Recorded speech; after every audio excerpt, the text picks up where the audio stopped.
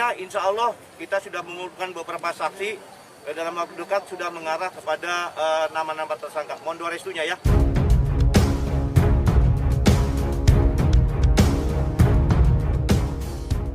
Assalamualaikum warahmatullahi wabarakatuh. Kembali lagi di channel Up Info.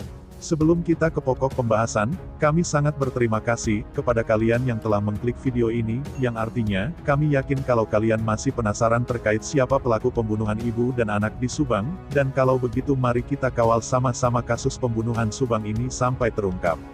Soal kasus Subang drama berakhir ini analisa jejak kaki di TKP, polisi umumkan 2 pelaku sekaligus. Hari ini tepat tanggal 18 Desember jika dihitung setelah kejadian tanggal 18 Agustus tahun 2021, tentunya hari ini tepat 4 bulan, dalam upaya pengungkapan kasus pembunuh ibu dan anak di Subang, Jawa Barat. Pastinya banyak yang berharap agar kasus ini terungkap hari ini, bahkan tak sedikit pula yang meminta untuk mengungkapnya hari ini.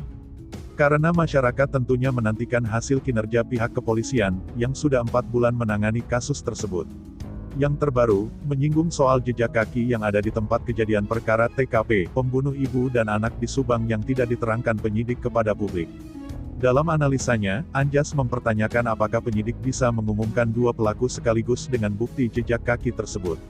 Di video analisa terbarunya, Anjas menyebutkan jika penyidik hanya mengungkap puntung rokok dan cipratan darah di baju Yosef di TKP pembunuh ibu dan anak di Subang.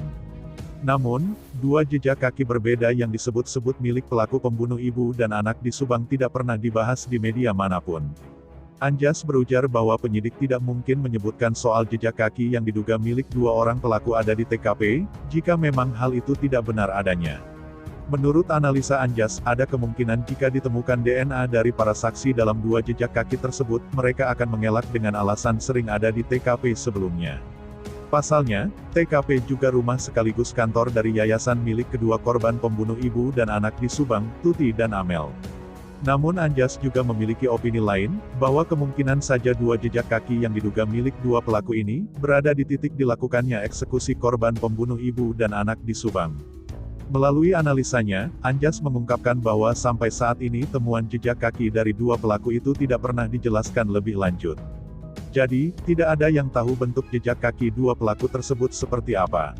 Apakah itu jejak kaki menggunakan sendal atau sepatu, atau jejak kaki yang memang langsung telapak kaki. Lalu kemungkinan lain yang disampaikan Anjas adalah jejak kaki yang diduga milik 2 pelaku tersebut bisa saja tidak ditemukan DNA dari 55 saksi yang telah diperiksa. Bisa saja, jejak kaki itu bukan milik dari saksi-saksi atau orang sekitar yang dekat dengan TKP pembunuh ibu dan anak di Subang. Sementara itu, Kapolda Jabar mewakili pihak kepolisian yang menangani kasus pembunuh ibu dan anak di Subang, telah memberikan pernyataan bahwa pengumuman nama-nama pelaku akan segera dilakukan. Kapolda Jabar Irjen Pol Suntana, mengatakan jika keterangan dari para saksi sudah mengarah kepada pelaku dan akan segera diumumkan nama-nama dari pelaku yang akan jadi tersangka kasus pembunuh ibu dan anak di Subang. Bagaimana menurut kalian? Silahkan tinggalkan komentar kalian semua, dan tunggu video-video kami selanjutnya hanya di channel Up Info. Tentunya insya Allah kita sudah mengumpulkan beberapa saksi dalam waktu dekat sudah mengarah kepada nama-nama tersangka. Mohon doa restunya ya.